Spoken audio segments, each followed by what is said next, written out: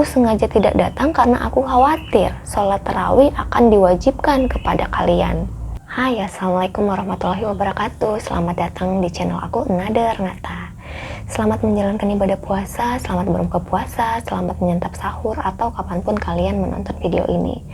Sesuai dengan suasananya, yaitu bulan suci Ramadan, maka di video kali ini aku akan membahas tentang sesuatu yang masih berkaitan dengan bulan suci Ramadan tentunya. Apakah itu? Nggak usah berlama-lama, yuk kita langsung aja ke video selengkapnya. Check it out. Dikisahkan Rasulullah Shallallahu Alaihi Wasallam pertama kali melakukan sholat tarawih pada 23 Ramadan tahun kedua Hijriyah, atau di tahun yang sama kewajiban puasa Ramadan diberlakukan. Setelah sholat Isya di Masjid Nabawi, Rasulullah Shallallahu Alaihi Wasallam lanjut lagi melakukan sholat tarawih tanpa mengajak siapapun. Jadi saat itu Rasulullah sholat tarawih sendirian. Nah, beberapa sahabat yang masih berada di sana saat itu langsung mengambil posisi di belakang beliau dan ikut melaksanakan sholat.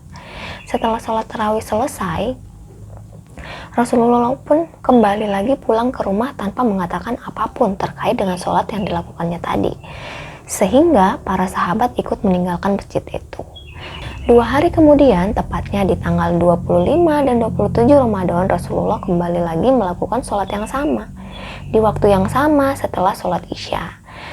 Dalam 2 hari ini, jemaah yang mengikuti Rasulullah sholat tarawih semakin banyak lagi. Dan saat itu, para sahabat berpikir bahwa Rasulullah akan rutin menjalankan sholat ini pada malam-malam ganjil, yaitu 23, 25, dan 27. Dan seterusnya. Oleh karena itu, di malam ke-29, kaum muslimin berbondong-bondong untuk ke masjid lagi dan memenuhi Masjid Nabawi dan bersiap untuk melakukan sholat tarawih bersama Rasulullah. Tapi sayangnya, setelah menunggu beberapa lama, Rasulullah tidak kunjung datang ke Masjid Nabawi pada saat itu.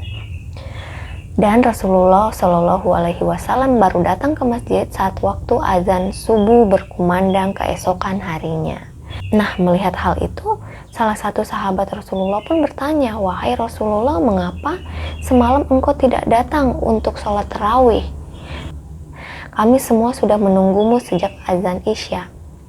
Mendengar pertanyaan itu, Rasulullah pun menjawab, "Aku sengaja tidak datang karena aku khawatir sholat tarawih akan diwajibkan kepada kalian. Maka dari itu, mulai sekarang aku akan melaksanakan sholat tarawih tanpa banyak makmum. Apabila kalian mau sholat tarawih, maka sholatlah sendiri-sendiri," kata Rasulullah. Mendengar hal itu, para sahabat menuruti perintah Rasulullah. Mereka pun melaksanakan sholat tarawih secara munfarid atau sendirian. Tapi ada juga yang melaksanakannya dalam kelompok yang kecil seperti 1 imam, 2 makmum, dan seterusnya. Dan hal itu terus berlanjut hingga kemudian Rasulullah Shallallahu Alaihi Wasallam wafat. Jadi di malam ke-29 itu bukan berarti Rasulullah Shallallahu Alaihi Wasallam nggak sholat.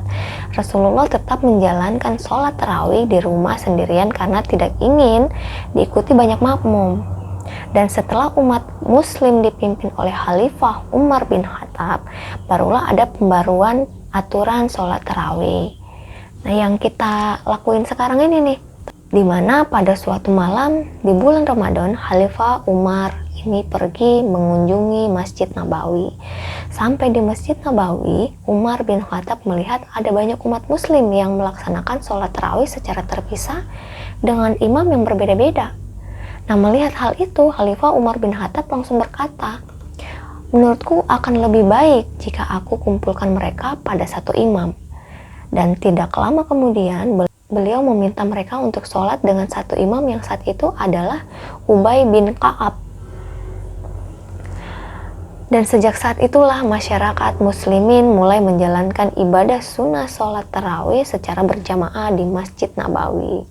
Tapi kalau mau sholat tarawih di rumah sendirian juga tetap diperbolehkan karena Rasulullah juga melakukan hal itu. Nah, dari kisah ini kita diingatkan lagi untuk tetap bersemangat menjalani ibadah puasa dan sholat tarawih.